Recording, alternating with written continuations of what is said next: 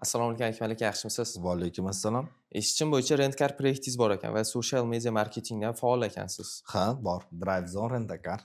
Xo'p, endi obunachilarimizni shu video orqali kerakli ma'lumot va Rent-Car olayotganda xato qilib qo'ymasliklari uchun men sizga 3-4 ta savollarim bor. Bu savollar orqali obunachilarimiz o'zligiga kerakli bo'lgan ma'lumotlarni olishadi.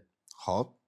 Xo'p, birinchi savolim shundan iboratki, shartnomani o'qimasdan imzolash nima oqibatlarga olib keladi va nima ziyonlar beradi? Xo'p, birinchi bo'lib shartnomani o'qimaslik bu xato. Sababi u shartnomada keltirilgan bo'ladi. Soat nechida qaytarish, agarda o'z vaqtida qaytarmasa jarima. Bu jarima degani plyus ketdi degani. Depozitingizdan olib qo'yadi. O'shaning uchun lutchi o'qiganinglar yaxshi narsa. Xo'p, ikkinchi savolim shundan iboratki, mashina holatini tekshirib olmaslik. Mashinani holatini tekshirib olmaslik sizgacha kimdir chizib qo'ygan bo'lishi mumkin mashinani kuzoviga. Topshirayotganingizda qabul qiluvchi Rent-A-Car siz chizibsiz desa unga keltirib berishingiz uchun kamida 4 ta joydan suratga olib qo'ygan bo'lishingiz shart va ichki salonni ham olib qo'yganingiz sizga foydaga ishlaydi. Hozirgi kunda eng ko'p bo'layotgan muammolardan ayniqsa Rent-A-Car yo'nalishida depozitni ko'pchilik tushunmayapti. Ya'ni depozit to'lovi tizimini tushunmasdan depozitini berib qo'yapti. Bir xilli hali ham 2 haftadan oshib ketyapti vaqti va pulligini olisha olmayapti. Bu uchun nima qilish kerak va qanaqa yo'llar bilan olish kerakmi yoki shartnoma qilish kerakmi, shuni bitta tushuntirib bersangiz.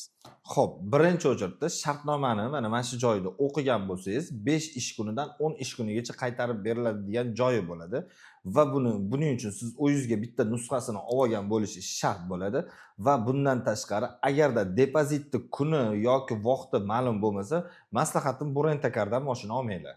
Xo'p, keyingi savolim shundan iboratki, ko'pchilik Rent-A-Car olib bo'lgandan keyin texnik nosozlik degan joyi bo'ladi yoki o'zligi bu narsa qilib qo'yishadiki, shu narsani bildirsam, o'sha menga shtraf bo'ladi, miyada qo'rquv bo'ladi.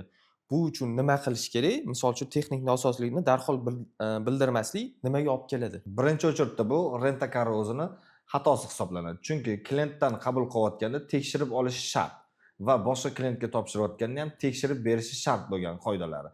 Va bu narsaga e'tibor qilmadi, klient olib ketdimi, unda nimadir holat bo'ldi, u aybdor emas.